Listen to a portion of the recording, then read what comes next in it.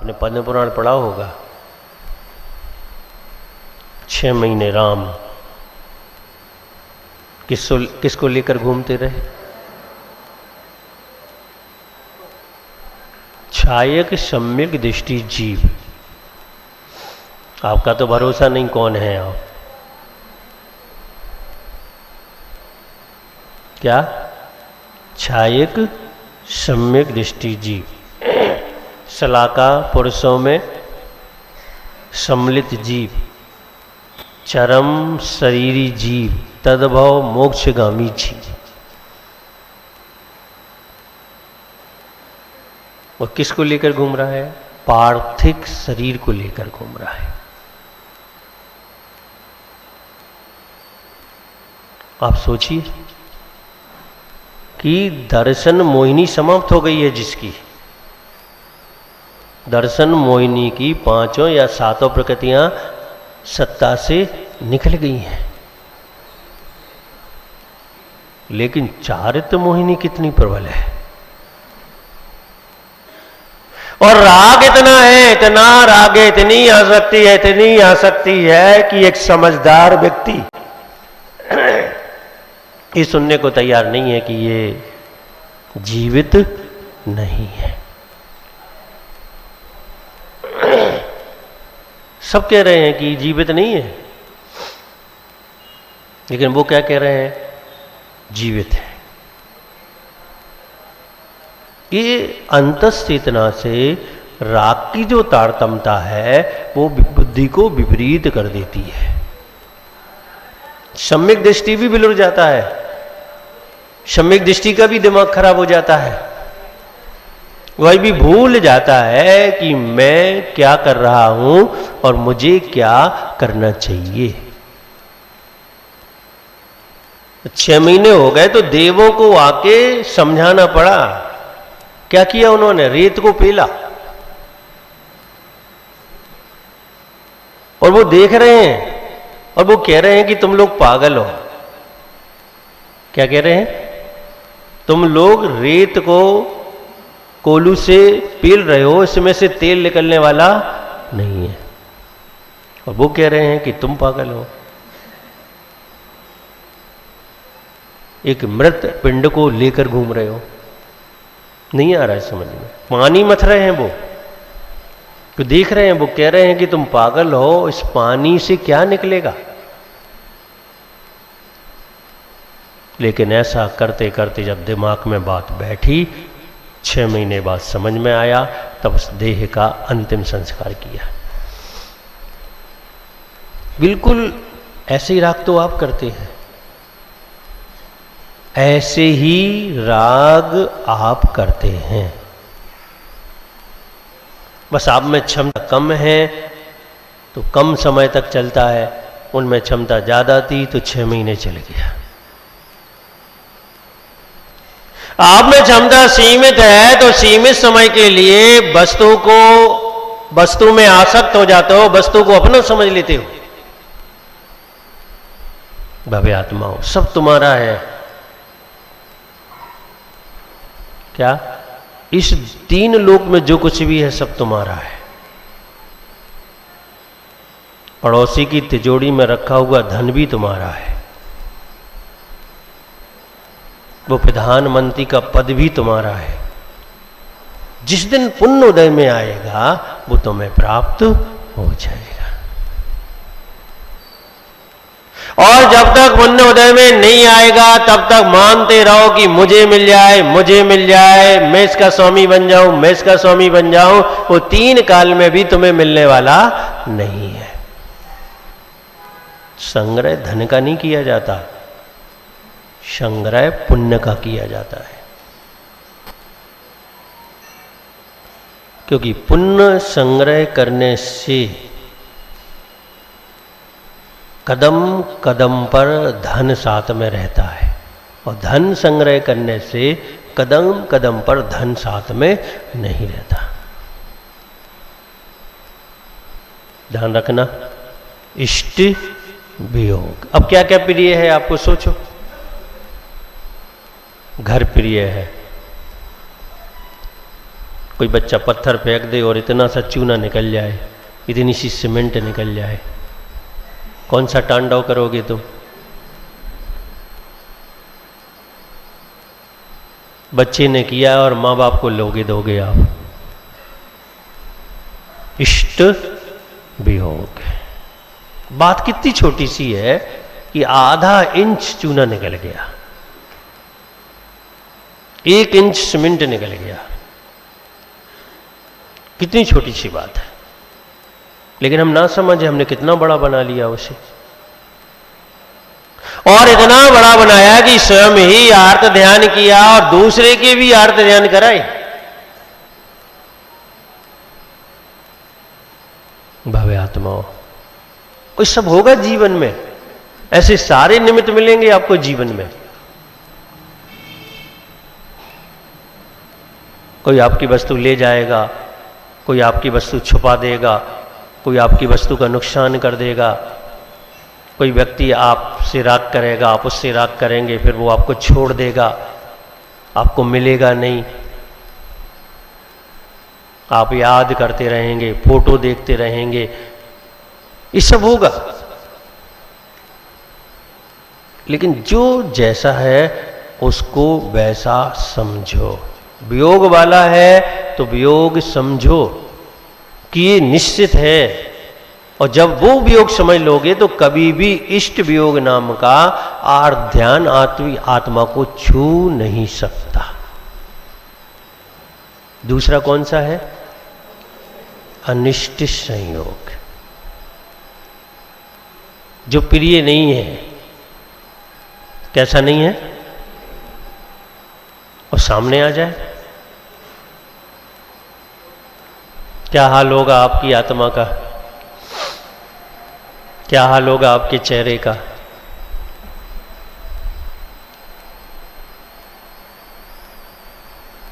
अनिष्ट संयोग भी होते हैं। पूर्व कृत कर्मों के उदय से अनिष्ट संयोग भी नियमित हो सकते हैं। अब हम उन अन्य संयोगों में दिमाग लगा के बैठे, खेद प्रकट करें, कलुषित परिणाम बनाएं, आर्त ध्यान करें, तो करते रहो। अब मान लो कोई व्यक्ति अच्छा नहीं लगता, अब मंदिर तो भाई वो भी आएगा, आप भी आओगे, बाजार तो वो भी जाएगा, आप भी जाओगे, पड़ोसी के शादी है तो आप भी जाओगे और वो भी जाएगा।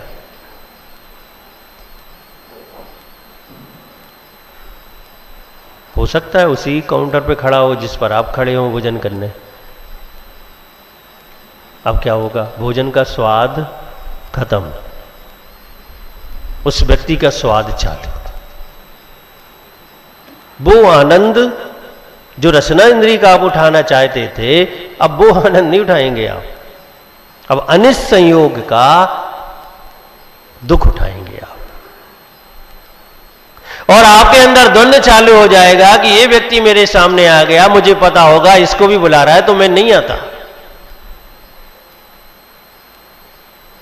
भव्य आत्माओं, बहुत खतरनाक चीज है अनिष्ट संयोग। जो अच्छा नहीं लगता वो क्या होता है? अनिष्ट होता है। इष्टकारी नहीं है, वो क्या है? अनिष्टकारी है। क्या होता है कि हम पुण्य को पहले समझ लेते हैं तो पुण्य करने में लग जाते हैं, पाप को नहीं समझते और पाप को छोड़ते ही नहीं है। तो समझना क्या चाहिए हमें? पहले पाप को। बुराइयां तब छूटती हैं जब हम बुराइयों को जान जाते हैं। जब तक पहचान नहीं होगी कि ये बुराई है, शायक समय दृष्टि को जब तक पहचान नहीं हुई कि ये बुराई है, तब तक उसने भी नहीं छोड़ा।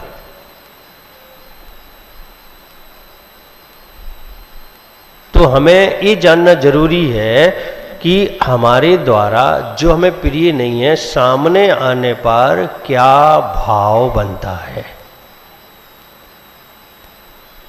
जैन दर्शन तो ये कहता है कि समता रहनी चाहिए, न राग न द्वेष। भली सामने आ गया तो क्या हो गया, कुछ कहा तो नहीं उसने, कुछ बोला तो नहीं तुमसे उसने, सिर्फ दिख ही तो गया है तुम्हारे लिए। और हमने उसमें उपयोग लगाया है, मन वचन काय लगाई है, इसलिए हमारे अंदर द्वंद्व चालू हुआ है और वह आर्त ध्यान बन के रह गया।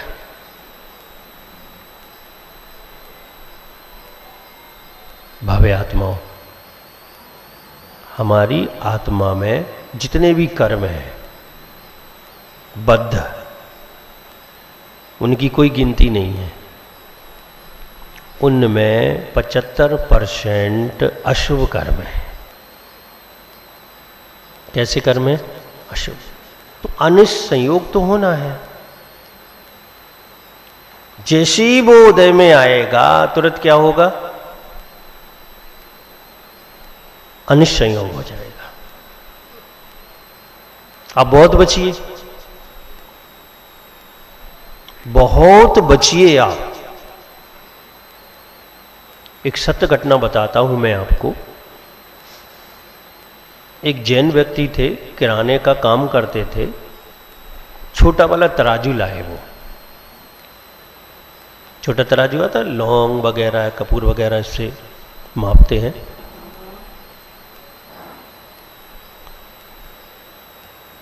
उन्होंने क्या हुआ कि उस तराजू के पासंग को मिलाया तो 2-4 रत्ती का वो डिफरेंट था उसमें, और लगभग सभी तराजुओं में 1-2 रत्ती का तो हो ही जाता है, रहते ही है। उन्होंने दिमाग में बैठा लिया कि ये गलत है। उसे क्या बना लिया? अनिष्ट संयोग बना लिया। वो अनिष्ट संयोग नहीं था। ऐसी बहुत सारी चीजें होती हैं कि अनिष्ट संयोग नहीं होती हैं, लेकिन हमारे भाव, हमारे विचार उन्हें क्या करता है? अनिष्ट संयोग बना लेता है। परिणाम ये हुआ कि सबने उन्हें मना किया कि ये तराजू फेंक दो, दूसरा तराजू ले आओ, लेकिन दिमाग उसी में लग गया, सही करेंगे इसे। अब वो सही करते तो दूसरी तरफ का संतुलन बिगड़ जाता, सही करते तो फिर दूसरी तरफ का संतुलन बिगड़ जाता। अब बात तो छोटी सी थी। अगर हम ज्यादा ईमानदार हैं तो ग्राहक से ये कहते भैया 1 लौंग का अंतर है, तुम ज्यादा दे देंगे तुम्हें, खत्म हो जाती बात। अगर हमें एहसास लग रहा है तो उस परले पर दूसरी चीज रख लें, देने वाली ना रखें। लेकिन उन्होंने उसे अनिष्ट संयोग बना के ऐसा दिमाग लगाया, ऐसा कि 15 दिन में वो पागल हो गए। सत्य घटना है। क्यों? उन्होंने अनिष्ट संयोग को दिमाग में और दिल में और आत्मा में स्थान दे दिया। अब घर में सांप निकल आए, सो जाओगे? झूठा ही कह दे कोई, सांप अंदर और आप बाहर, अनिष्ट संयोग है। जितनी भी वस्तुएं, जितने भी पदार्थ, जितने भी जीव आपको ऐसा लगता है कि ये मुझे हानि पहुंचाएंगे, ये हमारे लिए लाभ नहीं देंगे, तो आपके लिए वो सारे के सारे क्या बन जाते हैं? अनिष्ट संयोग बन जाते हैं। कहां गए? सर्वार्थ सिद्धि। 3 कहां गए? मोक्ष चले गए। और दूसरे के लिए करते, खुद के लिए करते तो सर्वार्थ सिद्धि नहीं जाते। आप सोचो, पीड़ा होना कर्माधीन है, और पीड़ा पर समता रखना, पीड़ा पर धैर्यता रखना, पीड़ा को सहना, वो हमारे अधीन है। हम रोकर भी सह सकते हैं, हंसकर भी सह सकते हैं, क्षमता से भी सह सकते हैं, विषमता से भी सह सकते हैं। ये हमारे हाथ में है कि हम उसे कैसे सह रहे हैं। तो क्या करना चाहिए? रो रो कर सहना चाहिए, आर्त ध्यान। और समता के साथ सहोगे तो धर्म ध्यान। पीड़ा तो होनी ही है, अभी सिर दर्द करने लगेगा, अभी हाथ दर्द करने लगेगा, अभी पैर दर्द करने लगेगा, अभी घुटने दर्द करने लगेंगे। एक दर्द करना बंद नहीं होगा और दूसरा अंग दर्द करने लगेगा। स्वाभाविक है ये तो। नहीं, आराम कर लो, दवा खा लो, कोई बात नहीं, लेकिन समता भी रख लो। आराम के साथ साथ, दवा के साथ साथ समता भी जरूरी है। और अगर वो हम रखते हैं तो धर्म ध्यान होता है। वो दवा खाते हैं, आराम करते हैं और समता नहीं रखते हैं तो आर्त ध्यान। चौथा कौन सा है? निदान। ये तो आप जानते ही हो। भक्ति के बदले में कुछ चाहे ना, ये तो रोज करते हो। बच्चे का पेपर है और आप कौन सा ध्यान करने आ गए? यहां आर्त ध्यान करने आ गए। पति की दुकान नहीं चल रही है या नहीं खुल रही है और हम कहां जाते हैं? मंदिर। क्या करने? निदान करने। निदान से उपलब्धि नहीं होती, विशुद्धि से उपलब्धि होती है। निकांक्षित भाव। कौन सा भाव? निशंकित भाव। ये दोनों भाव हैं तो कभी निदान नहीं कर सकते आप। शंका नहीं होनी चाहिए कि होगा कि नहीं होगा। वही तो तुम्हारी ताकत है। निशंकित ही तुम्हारी ताकत है। निकांक्षा ही आपकी ताकत है, जो आपकी विशुद्धि बढ़ाएगा और पाप को पुण्य में बदलेगा। और ये दो ही नहीं है, भक्ति है। जब ताकत ही नहीं है तो उपलब्धि भी नहीं होगी। तो ध्यान रखना, बदले में कुछ नहीं चाहिए। जब बिना मांगे ही मिलता है तो मांगने की जरूरत क्या है?